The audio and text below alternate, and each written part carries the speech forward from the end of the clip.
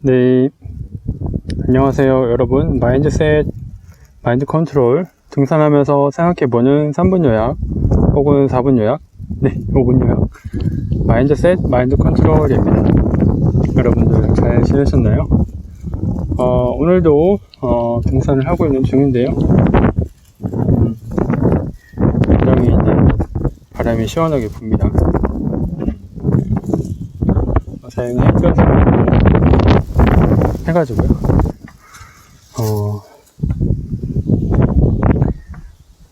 날씨도 그늘지고, 바람도 시원하게 불고 있고, 비는 안 내리는데요. 네, 날씨가 굉장히 좋습니다. 바람 소리가, 나무들이 막 흔들리고요. 네. 그동안 이제 지금 계속 패러다임, 습관, 습성에 대해서 얘기하고 있는데, 이 부분들을 반복해서 언급하고 얘기하는 이유는 이거를 잘 이해하는 게 굉장히 중요합니다.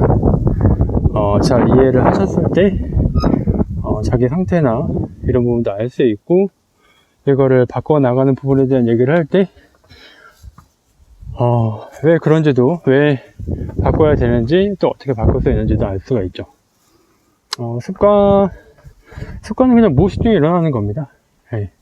습관, 습성, 네, 잘 화내는 사람, 욱하는 사람, 막 이런 것처럼. 운동을 잘하는 사람들은, 예를 들어 농구를 좋아한다. 농구를 잘하죠. 탁구를 좋아한다. 스매시를 잘 칩니다. 운전을 잘한다.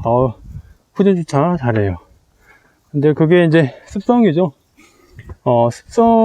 습관이 되어 있기 때문에 잘 합니다. 훈련이 돼 있어서.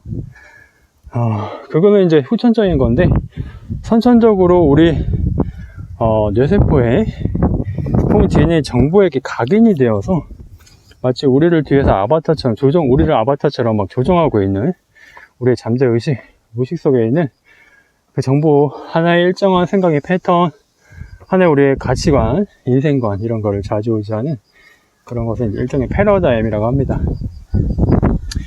정해져 있고 굳어져 있는 겁니다. 그래서 항상 어떤 상황에서나 어떤 일이 있을 때 이렇게 해야 돼, 저렇게 해야 돼, 나는 이런 사람이야, 저런 사람이야, 이렇게 규정 지어버리고, 그렇게 딱 한계를 짓고, 그렇게 생각하도록 만드는, 마음의 속삭임, 귀에서 울리고 있는 속삭임과 같은 것이기도 합니다. 이 패러다임, 습관, 습성을 바꾸려면은, 또 하나의 일정한 루틴이 있어야 된다. 반복되는 행위죠. 예. 일정하게 반복을 해야 된다는 겁니다. 그런 얘기를 지난 시간에 했었는데 벌써 3분이 넘어갔네요. 예를 들어서 안 좋은 일이 있을 때 이제 하는 습관, 습성이 있잖아요. 내가 사기를 당했거나 돈을 꼬아간 친구가 돈을 안 갚거나, 내가 믿었던 사람이 뭐 바람이 났다든지, 믿었던 친구가 알고 보니까 뒷담화를 띄고 다닌다든지, 보증을 섰는데 규정을 한다든지, 차를 세워놓는데 누가 차를 긁고 지나갔다든지, 여러가지 일이 있어요. 인간관계에 있어서나 그렇게 감정적으로 오는 손해보는 일, 또 물질적으로, 경제적으로 손해보는 일들, 그런 일이 있을 때 이제 부정적이고 어둡고 이런 패러다임을 갖고 계신 분들은 주로 두 가지 패턴을 보입니다. 그럼 그렇지, 나는 항상 이래, 내가 운이 좋을 리가 없지, 그래 누가 나를 좋아하겠어, 자기의 자학 모드, 비하 모드에 막 들어가죠. 또 이제 다른 패턴은 손가락질하는 거, 남 탓하는 거죠.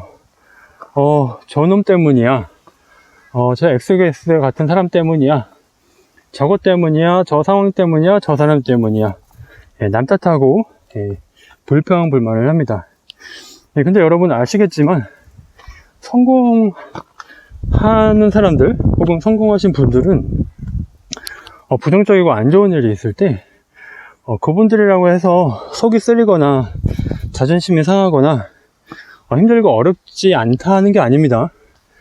당연히 자존심이 상하거나 기분이 불쾌해지거나 나쁜 일이 있긴 한데, 그걸 항상 긍정적으로 돌려요. 자기가 책임지는 그런 행동, 태도를 보입니다. 물러서지 않고, 자기 비하나 자기 자학 절대 하지 않고요. 예, 그렇다고 남 탓도 하지 않습니다. 분명히 남을 탓할 수 있는 그런 상황인데도 남 탓을 하는 게 아니라 그 사람을 어떻게 이해하고 어떻게 그 사람과 함께 할지를 생각합니다.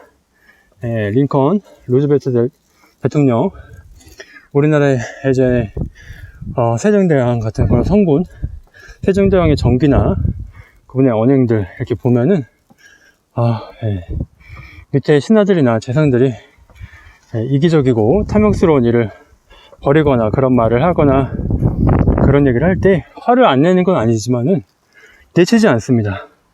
어떻게든 이해하고 그 사람의 좋은 면을 보고 함께 하려고 하죠. 즉 관용력, 포용력이 있습니다. 그러면 그게 타고난 거냐? 타고난 부분도 있을 수 있겠지만은 주로 이제 학습에 의해서 길러집니다. 안 좋고 부정적인 일이 있을 때 그걸 반복되는 학습에 의해서 긍정적으로 돌리는 그 훈련을 꾸준히 하게 되면 사람은 바뀌게 됩니다. 바뀔 수 있습니다. 그게 뇌과학에서 밝혀준 신경 가소성인데요. 네. 우리가 일정한 패러다임, 부정적이고 안 좋은 습성, 이런 것이 이제 선천적으로 DNA 유전 정보 속에 내재되어 있는 것이기 때문에 바꾸기가 어렵습니다. 근데, 그래서 우리나라에 왜 3살 버릇 8가지 간다, 이런 말이 있는 것처럼요. 한번 그 일정한 패턴이 정해지거나 굳어지거나, 혹은 그걸 갖고 태어나면 그렇게 살아간다는 거죠.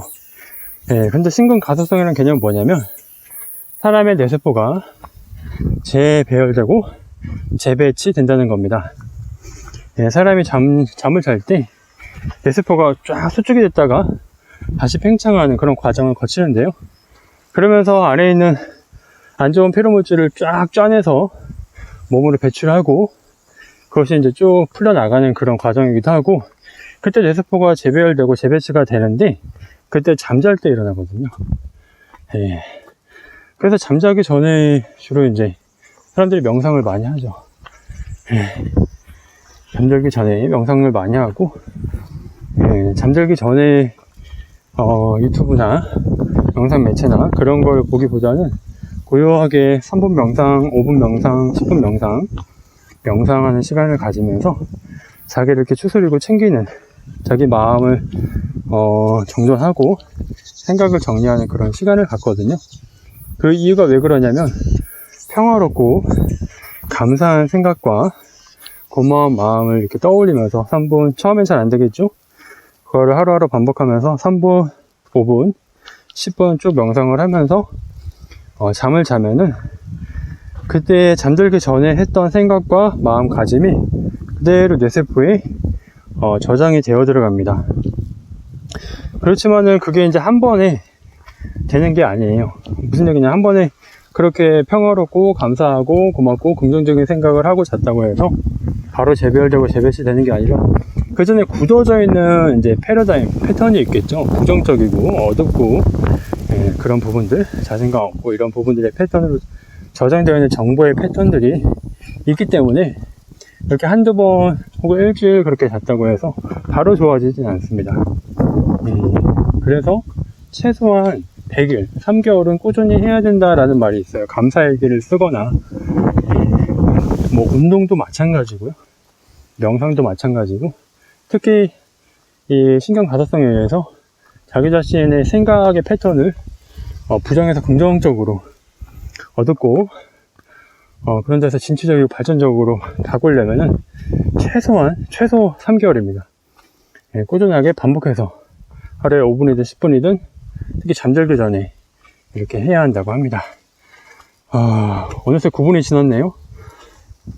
이 부분에 대해서는 다음 시간에 차차 더 생각해보는 시간을 갖도록 하겠습니다. 여러분 항상 건강하시고 행복하세요. 감사합니다.